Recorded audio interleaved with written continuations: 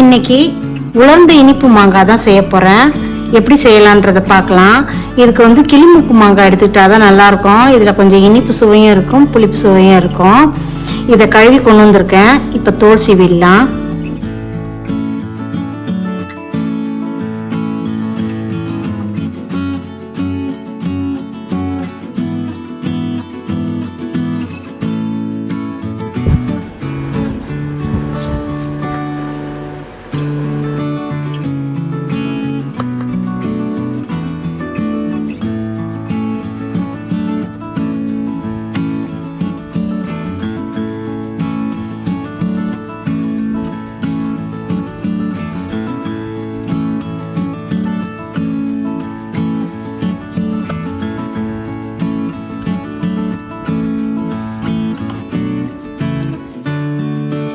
ரொம்ப கனமா போட வேண்டாம், இந்த அளவு போட்டா போதும்.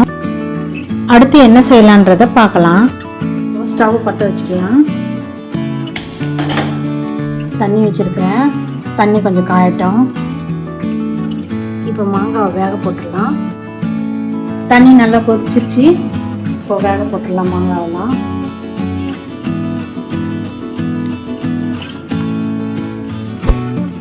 ஒரு 2 நிமிஷம் வெந்தால் போதும். பார்த்துட்டே இருங்க, குழஞ்சிடக்கூடாது.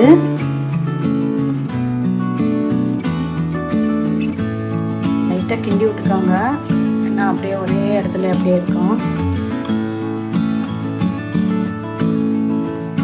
வெந்துச்சான்னு பார்க்கலாம். 2 நிமிஷம் ஆயிடுச்சு. வெந்துருச்சு பாருங்க. ஸ்டவ் ஆஃப் பண்ணிடலாம்.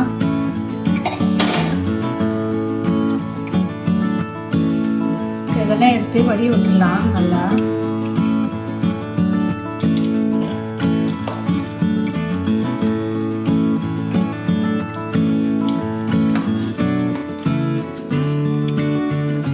இதில் இருக்கிற தண்ணியெலாம் நல்லா வடியணும்.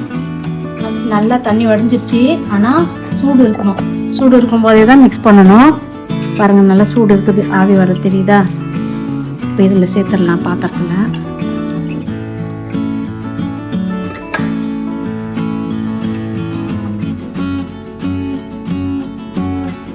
இதில் ஒரு சிட்டிக்கு உப்பு சேர்த்துக்கிறேன். ஒரு கப் சர்க்கரை சேர்த்துக்கிறேன்.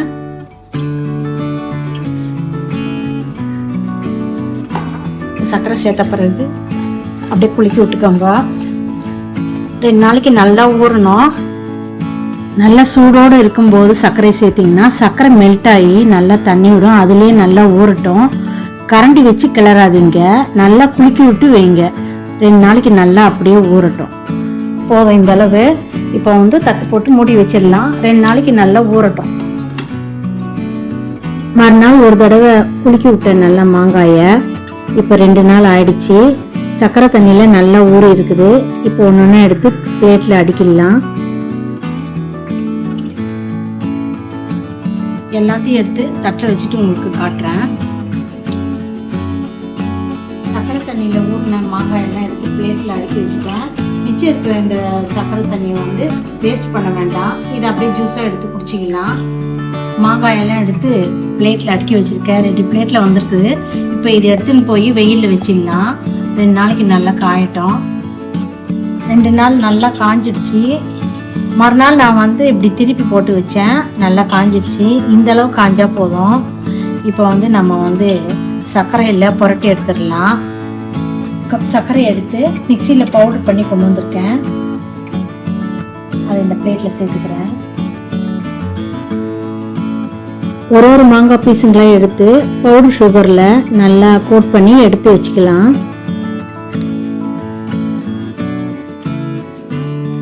புரட்டிட்டு தட்டிடுங்க. இது இந்த மாதிரி பண்ணி வச்சுக்கிட்டிங்கன்னா நீங்கள் 1 வருஷத்துக்கு வச்சுருந்து சாப்பிட்லாம். நல்லாயிருக்கும்.